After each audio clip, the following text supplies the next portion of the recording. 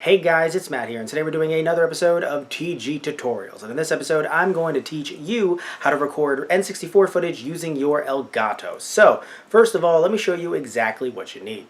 So the first thing you're going to need is an N64. Now the reason why I'm talking about this, I know it might seem like it's obvious, but the reason why I'm bringing it up is due to the fact that we are using one that is completely unmodded. So there is no RGB out, there is no HDMI out, we're using an original N64. The next thing you're going to need is your Elgato, and I know this is another duh moment, but the reason why I'm bringing it up is because when you get your Elgato, you're going to need a micro USB cable as well. Now, you can get a micro USB cable online, and it's very cheap if you for some reason don't get it with the product. I bought mine secondhand, which by the way I would suggest you do as well, because Elgatos can be a little bit pricey, so you might find people that are getting out of the streaming or recording game and they just want to sell an Elgato. So I would suggest going on eBay, try to get one there, potentially a little bit less than retail price. And the next thing you'll need is a converter cable that allows you to plug AV cables into your Elgato. Now, I got mine secondhand, and because I did, I was able to get mine with it automatically, but if yours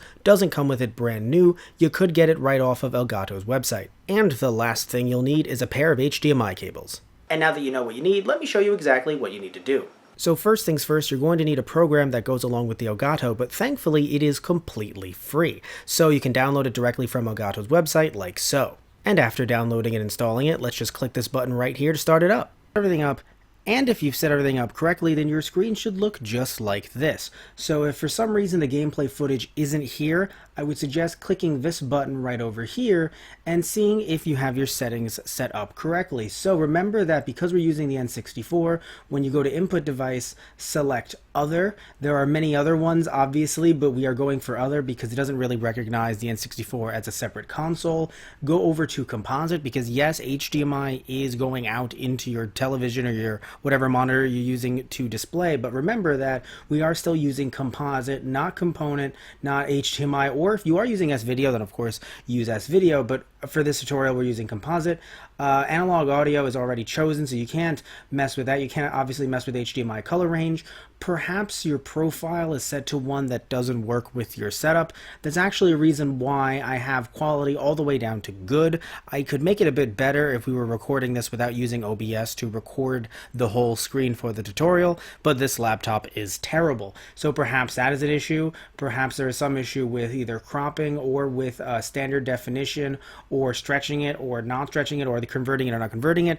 Now at this point, if you've changed that, if there's a blue screen or a black screen, that should be fixed. Now, for some reason that it isn't, maybe you could go to Advanced and see TV compatibility. If perhaps there is some issue with it going to your television, there should not be, but if there isn't for me, there hasn't really been for me, but if there is for you, then again, I would suggest going over to TV compatibility and adjusting this and seeing if that somehow fixes the problem. When looking at picture, there really isn't anything here that you should change.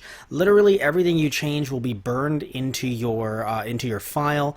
I just suggest not doing it at all. You should probably just use your video editing software of choice to change it if you'd like, because at this point, looking at brightness, contrast, saturation, or hue, again, all of that will be burned into the video, and it does it as an overscan. So it doesn't do it behind it as if to make any colors pop better. It actually does it in front of it as if it's a layer on top. So again, I really wouldn't recommend it. Going over to audio can fix your audio levels if you're either recording it with a live mic, or it can even change some of the game audio levels.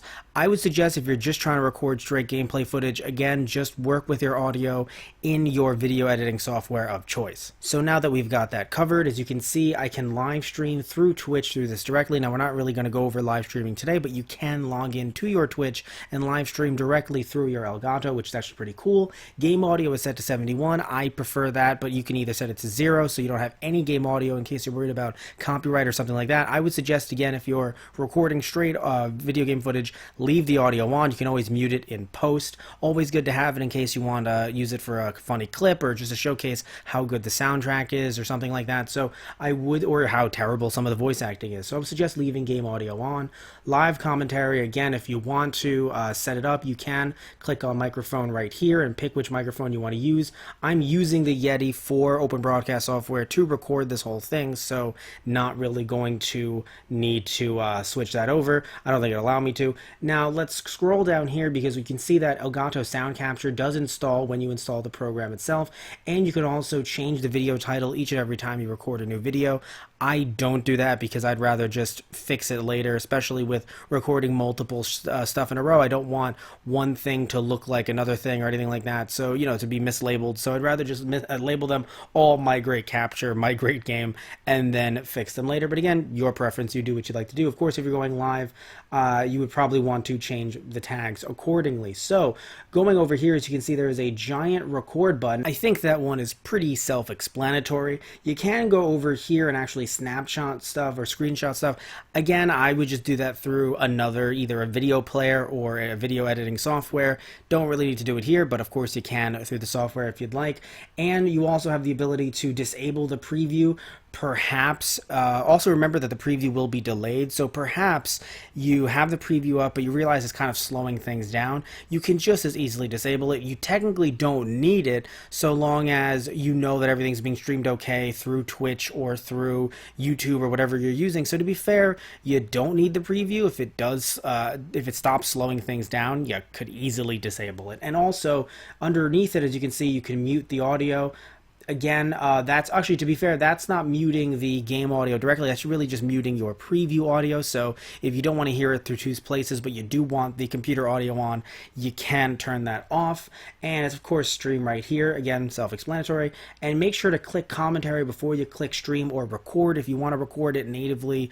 If you want to record your own voice natively through the Elgato, remember to click commentary first. Again, you can always edit it out if there's extra audio, but I would definitely suggest doing that because you want to make sure that you have that set up before you go live. So when you click edit, you see that you can actually edit things within the Elgato program itself and actually upload the videos through the Elgato. I don't personally use this, but if you'd like to, then have at it. And as you can see, your older files that you've recorded are there. You can see that I'm working on something for another channel, so I guess this is a preview of sorts. And you can see all the different places that you can upload it to. Of course, you can also just save it to an MP4 file if you'd like. Alright guys, so let's jump back to me in front of the shelf. See? Not so bad. But if you do have any questions, please comment down below. I'll try to answer them as best as I can.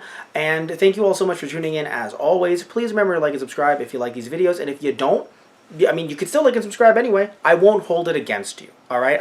Look, if you want to like and subscribe, or dislike and subscribe, that's fine. I accept that fully. All right, it's your decision. So either way, though, but again, any comments down below, questions, anything like that, please do that. Love you all. Take care, and tune in next time for another episode of TG Tutorials. All right, guys. So see ya.